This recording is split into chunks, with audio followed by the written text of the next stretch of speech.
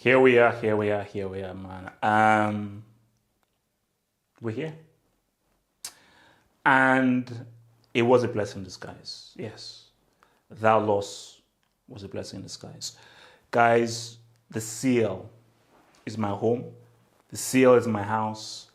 And I only deal with the biggest trophies. As I said again, it goes Champions League, your league trophy, then everything else falls by the wayside. But this is it. As Michael Joseph Jackson would say, this is it. This is it. This is the big one. And for Chelsea, you surely can't. When you're so freaking close, you can't fall down. But I think when this draw was made, the initial thought was, oh, Chelsea got the best possible team. But as I thought more and more and more, I was like, Chelsea are the wrong team to underestimate anyone. And that is why I love the West Brom game, because before the West Brom game, guys, Chelsea are fully favorites. They're amazing. They're this, they're that. They're undefeated. They hardly considered any goals. Well, that all changed on Saturday when they took down that 5 flex. I don't care, 11, 10, 9, 8, 7 men. I don't give a crap. They held 5 against the team who won 19th. Who the heck is Pereira? Who the heck is Robinson? But it's what it is. It's happened. And because that happened, I think Chelsea, because they got so humbled, Tuchel got so humbled, they've got to come into this game with a whole different tactics, whole different mindset, whole different psychology, whole different palala. So look at this game.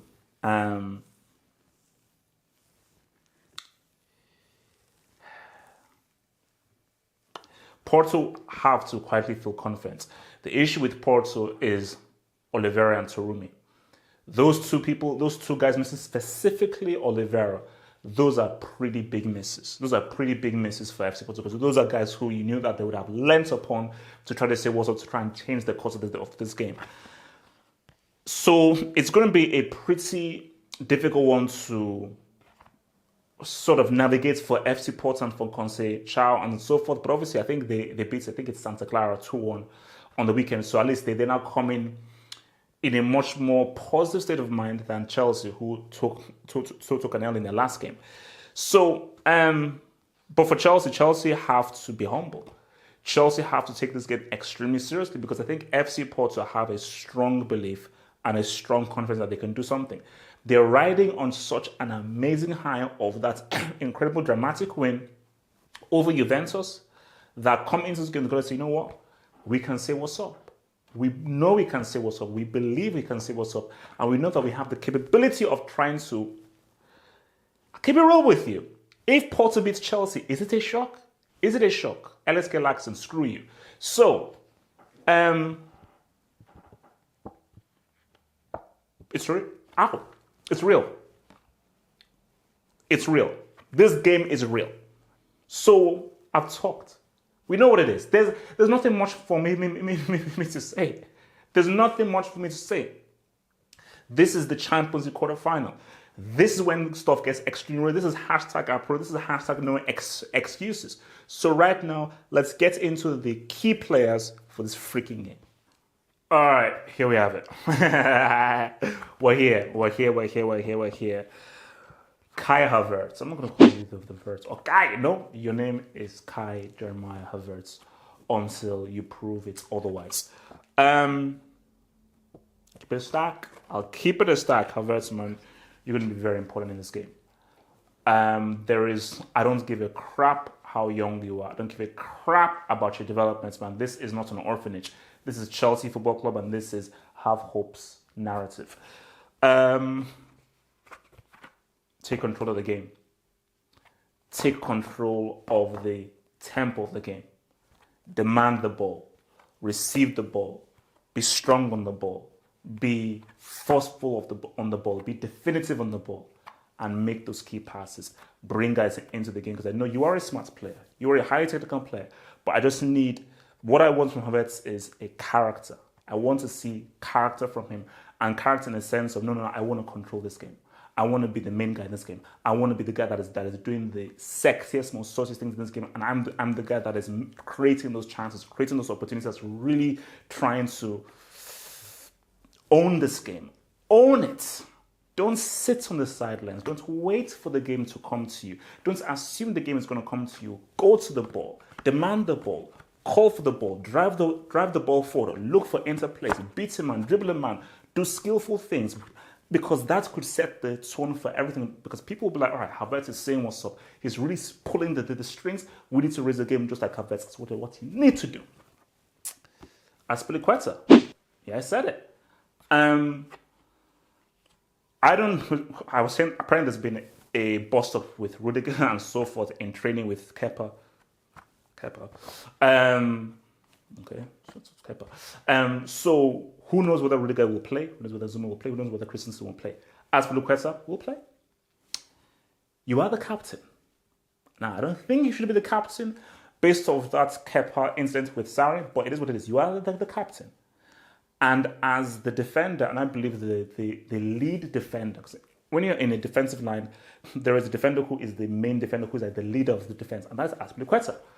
So as the leading defender, the captain of the defense, I am going to require of you to ensure that no mistakes are made. You are shouting and ensuring that, okay, offside trap, boom, keep the line, maintain the line, okay. Corner kick, set piece, everybody. Is it zonal? Is it man-to-man? You have to ensure that everything is organized because Chelsea must not concede. If Chelsea concede, the first guy I am blaming is Azpilicueta on you. Even if you're not at fault, if Chelsea concede, I am blaming you as the captain and as the leader of this defense. So you must ensure that Chelsea have a clean sheet. If they don't have a clean sheet, Azpilicueta, I will blame you. Giroud, that's right, I said it. Giroud best started this game. He has started this game. I'm tired of this crap. I have no time for Timo Werner. I'm sorry. I have no... Spoiler alert, Timo Werner isn't one of these player focuses because I'm not dealing with that dude. It is what it is. Chelsea's best scorer right now is Giroud. After that, okay, you can look at Tammy. This is the kind of game where let's just get somebody that we know we can rely on to try and get a goal. We know if we put the ball inside the box, there's a more likelihood that he will score than anyone else. So for a Giroud, it's going to be needed. Chelsea have to win this game.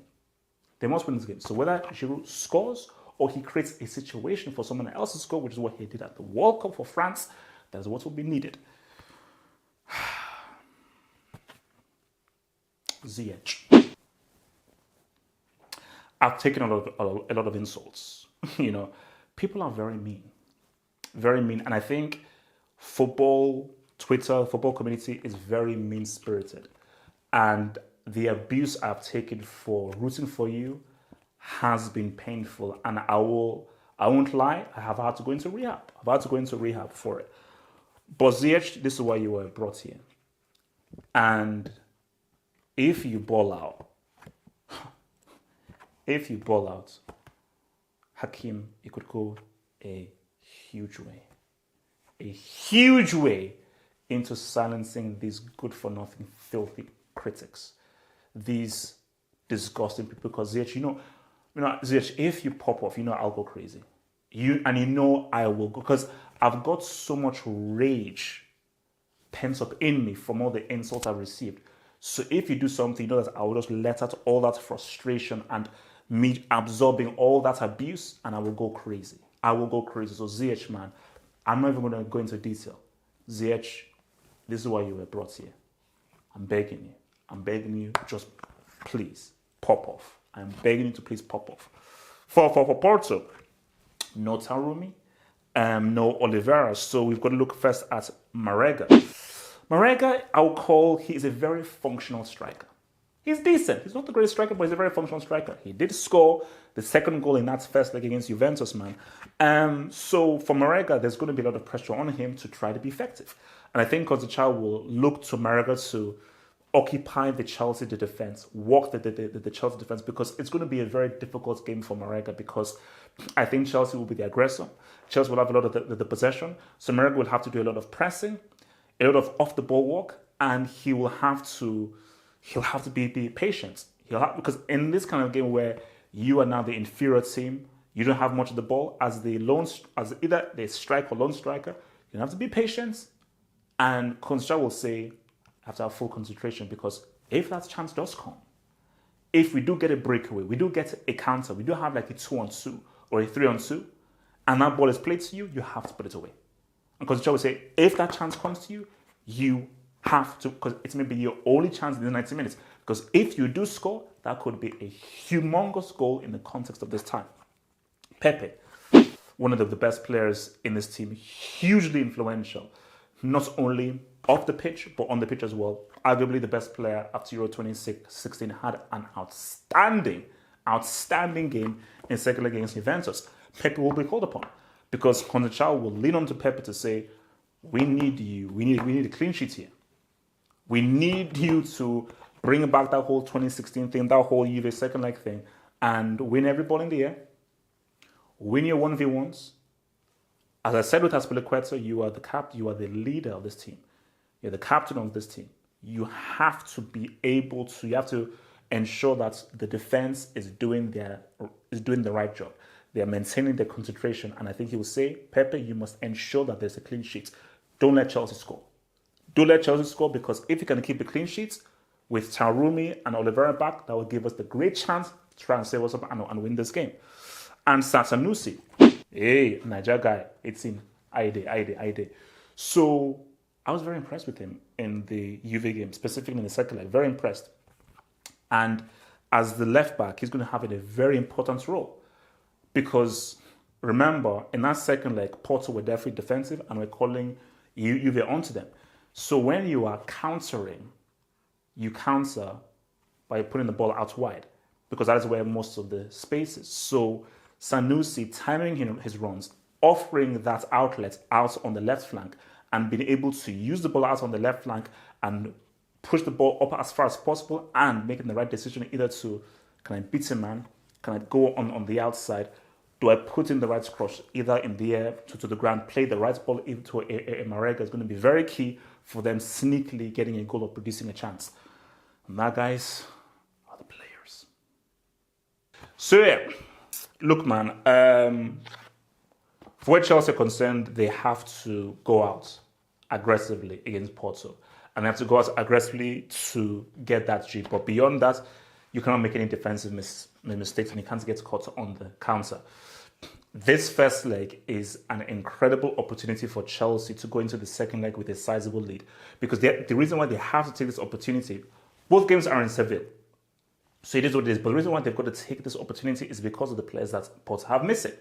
Because you expect Oliveira and Tarumi to be back for the second leg. But because they're out for the second leg, one of their strikers, that's partners, Marega, and arguably not their best, but one of their best players in Oliveira, 100%, Chelsea have got to take the game to Porto, have got to attack them, and have got to really push men forward, and really, they have to go into the second leg with a 2-3 goal lead. So for Chelsea, better creativity, better movement, better imagination, and better ideas going forward. Really try to walk Porto, walk them from the center, walk them from out, make intelligent crosses, create triangles, create better patterns, work with each other, get on the same wavelength, try and create space in all areas of the freaking pitch and move Porto around. Do not be obvious, do not be predictable, you know. For Porto, I'm not sure what Tuchel is going to do, because something tells me that because of those two guys missing, this may be a sit back and a counter state of plan. So I think he may say, you know what, let's sit back, take it back and counter, because I believe Porto are the home side for this leg. So I think I believe the power of the away goal is with Chelsea. I believe the power of the away goal is with Chelsea in this first leg, and I think the power of the away goal will be with Porto for the second leg. Hence why, because the power of the away goal will be for Chelsea in this first leg, I believe as the away team, they have to aggressively go out and get that G. So for Porto, they have to, I think for Porto, the key thing is, obviously you want to win and so forth, but if it's to lose, not to lose heavily. I think for Porto, make it difficult for Chelsea. Have a strong defensive plan. Force them to really get into their creative bag. Because again, let's just keep it real. The Chelsea attack isn't the greatest. We all know a guy called Limolen and so forth, who you better not play. So, yeah, I mean, I do feel Porto are going to be very compact, very defensive, and not really expand or attack themselves and try to see whether they can just pick off Chelsea from the counterman. So it's a tough one to call. First leg, it's a tough one to call. But I'm gonna say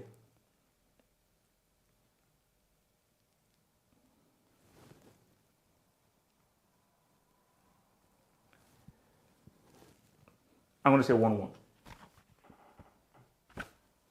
Guys, guys, last I checked, this is my channel. I can say whatever the heck I want to say. Okay, it's YouTube. It's a free world. Last I checked, it's a free world. I can say whatever else. Yeah, so I said it. 1-1. 1-1. Okay? Description below. Follow me on Twitch. Link is below in the description box.